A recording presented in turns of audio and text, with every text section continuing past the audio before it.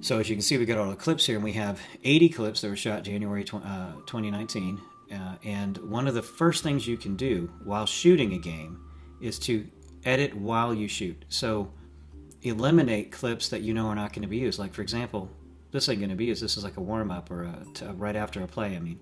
And here's a good example. We wouldn't use the Arlington player anyway, kicking this ball. And also, why set up so far in advance of his kick?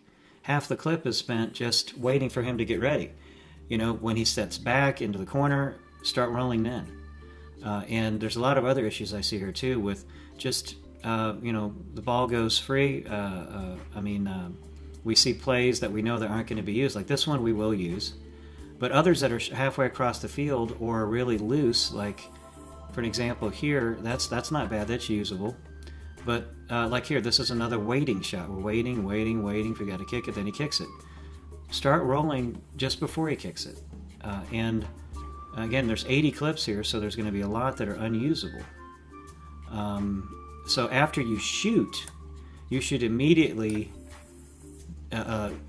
start editing, like at halftime, for example. Unless you're downloading it to a laptop, which I wouldn't recommend. I think you should continue editing. Editing in the camera first. And you may have eliminated some, but another issue too is match your exposures, because this one is exposed differently from this one. There's a lot more exposure, higher. It's overexposed a little bit, and almost all of these are overexposed. Look how punchy the whites are in there. The whites are blown out. If you have to slightly underexpose, it would actually look better than over. This is the edit that was done. It looks like it's about 1 minute 37 seconds long. It's not a bad edit by any means, but we have a title.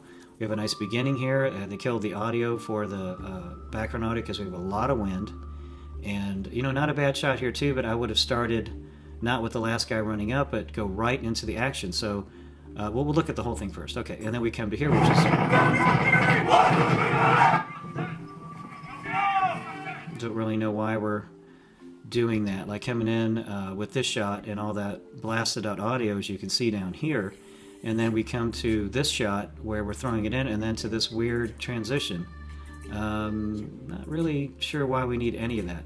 Okay, so we do have a nice shot here. Long ball coming in, it bounces off the post, keeper falls on it. Okay, but here's another example here. We're just waiting for him to pick it up, and what I would suggest doing is we come to this point, go Command B on the keyboard, cut it, come in and use the Ken Burns effect here under crop. So we can push in a little bit on this guy. Alright, so here he's falling on the ball, go to crop, and just push in on him a bit so we can see him a little better. I know most of the time this quality isn't going to be very good, but it should be okay for the scene. So boom, then we jump into a tighter shot. It looks okay. It's not great, but it's also not rendered yet. Here's a nice little turn and kick. All right, and the other player's moving it up the field. But let's look. Is there more there? Is that it? No, we cut at that point. Okay, well, it's still not a bad shot. Now we're going to go here and look at, see, we got a crash, zoom in, crash, zoom out. And the ball, another crash, zoom out. So for the end here, there's no point in keeping the end of this clip at all, because we can't really tell what's going on after the ball was released by that other player. So come back, trim it to the last really usable part, which is when he kicked it away. And so we come from that to this. Now we're back here, another waiting forever and to stabilize the camera, and then the kick. What the heck are we doing? Trim it, trim it, trim it, trim it. Get rid of all that. So for example, we're looking at this here. What the heck are we doing? Just staring at this camera bouncing up and bouncing around. So it's trimming on the right, so we're just going to go right to the point where our player kicks it. Like that, boom. Keeping to the action and staying with the action. And in this particular situation, I think you'd be better off cropping that entire clip, because it's super loose the whole time. We need to be pushed in on this, and also I don't know what shutter speed was used, but we can push it to 6400 ISO and have it at the highest shutter speed we can handle to freeze some of the motion we're having here. Okay. And also, when you're shooting, you might consider not shooting on the side that the line judge is. The line judge is walking through your shot constantly. Go to the other side of the field if you have to avoid him. All right, so let's go ahead and try this. We're going to take this entire clip to this point here. Let's see how long it is. To the point where the score happens, and then we get some celebration. I think we could push in on most of that. So let's go ahead and cut to this point where the ball's kicked. And so I'm going to drop, cut B here, select that first one, and go again to crop, and go, oh, I'm not on it, there, we got to be on it, and go to crop, and just move in a bit on the whole thing. Okay, and just kind of center it up because most of the action's happening in the center of the frame. Okay, do that, come back to here, and so it's a little tighter, action is a little closer. Okay, that's good. See, everything still fits in the frame. Guy kicks the ball, another one kicks the ball, puts it in, no problem. Now we cut to the wider shot here, which this is where you should be pushing into max. There you did push into max zoom, and that's okay. All right, but here's another example. Camera's bouncing all around. We're waiting for the shot. Why do that? Just come in, go straight to the action. Don't wait for the camera. We just want to go right to there, so we go straight to it. Boom, right to the action. Ball's up, goes in, boom, in. Now, that was a beautiful shot there. Okay, so another one here. This is another one we can crop in on and take advantage of the high quality of these cameras and crop. So, and it looks, everything's pretty much in the center of the frame. So we're going to do that. It's not letting me do it. I got to get on the edge and crop in. Again, this is overexposed a little bit, as you can see from the scene. It's quite overexposed. But let's go again. Okay, so here we go. Taking a look at it here. Okay, so he kicks it, boom. Following the ball pretty good. Bam, goes straight in. Nice. Okay, now, and then this is an issue too, I noticed. The celebration is right at the end there. And you guys stop recording it. The celebration is the best part of what we're shooting. The action is just secondary.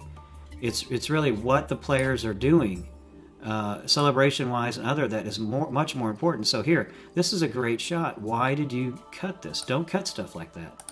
That is we want to see that. This is what they show on highlights for games, is celebration. And also, they're the best shots that we have because we're not really good at capturing the action. Now, this is an example here of a fairly useless, that was just completely useless scene here, cut. It's too far away. You don't use anything past midfield where that player number 7 is here. Right, now let's go back. You shouldn't be going beyond this right here. It's just not usable. So I'm going to cut that scene completely. Just delete it right out of there. All right, so we got this kid moving the ball again, looking good. Puts it to the middle. We have a nice little header, or almost header. And let's see what else we have. I'll go back to it. Okay, so we have the header going in. He touches the ball and he taps it back to him, and the guy puts it up the field again to another player. Then we turn, and this is a good shot, turning. And let's see what happens. And then we just drop it right there, and that's okay because I guess that's the end. But what the best thing to do is you can do it out of order and have a celebration here at the end. You don't have to have your game completely in chronological order. You can drop in a scene back here, especially celebration. And I didn't look at all 80 of these clips, but guys, get stuff on the sideline. Get a nice tight shot of players watching to throw in, because just pure action, honestly, is pretty darn boring. Like this might be good. Why didn't we use this at the end? So I'm going to go, I just happen to just find this right now. Again, I'm just going to go in, select a little bit of that, and then drop that in at the end before the scoreboard. And let's see, I don't think the audio is going to be usable. No, but there you go. That's nice. We won, and it makes a good moment, like so. So we're going to do that. Hey, we won. Great. And we're out of here. Okay, and there's our final score. So it's still about 1 minute 28 seconds with what I've cut. It was about 1 minute and 37 from before, so 1.5 minutes not bad. Another thing is, like I said, go through with the exposure. The exposure looks good here. One thing you can do to help with the exposure is I have a filter that's called Vignette, but it brings down the exposure overall too slightly, and it looks, it brings down the edges, it brings down the highlights, and it looks okay. And you can, if you make a compound clip, you can just drag it on all of it. But you see the improvement it's making. Like, let's take a look at this scene. Drag it over that, drop it on. Oh, it moved it there. But look, it darkens it just slightly, enough to bring down the exposure and the edges. And so you just drop it on all of these. Now we can't do it on there. And here, these are a little punchy. So you go up to your controls here to drop down the exposure just a bit and go to the mid-tones. Don't mess with the whites usually, because even though you may see a slight improvement, all it does is make them gray. Don't mess with the whites. Always go with the mid-tones. So there's an improvement right there. You know, we've got that. That looks better right there too. And also, don't be afraid to use slow motion sometimes. In some plays it works really well. Even though our cameras don't shoot at a high frame rate, we can still slow it down just a bit. Okay. And again, we're bringing down the exposure, which means you could have exposed at a higher ISO or lower ISO and a higher shutter speed while you were there, and it would have solved a lot of our problems. Again, this is too punchy.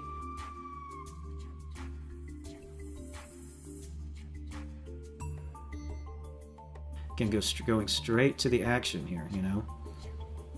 Kid runs up, we'll wait till he gets in there, and then, you know, there's the shot. Basically, let's go back. Right there. So now it's only 1:24. It looks more dramatic. Lighting looks better. But guys, get the sideline stuff. Get the reaction shots. Get a close-up of the coach. Show some variety in your shots. I know we had 3 people shooting this. We can do better than that. This isn't bad by any means. It's just not anywhere near what we could do if we just follow these simple rules in shooting. So this is a good example of how to handle and shoot a soccer game. Again, remember, editing at halftime, you know the shot you've got was bad, delete it immediately, and it's easier to edit later. We have 80 clips from 3 shooters. That's not bad when it comes to the total number, but wow, that is a lot of work for an editor to go through a lot of really, some of them mostly useless clips that could have just easily been deleted. So there you go. That's how you should edit a soccer game.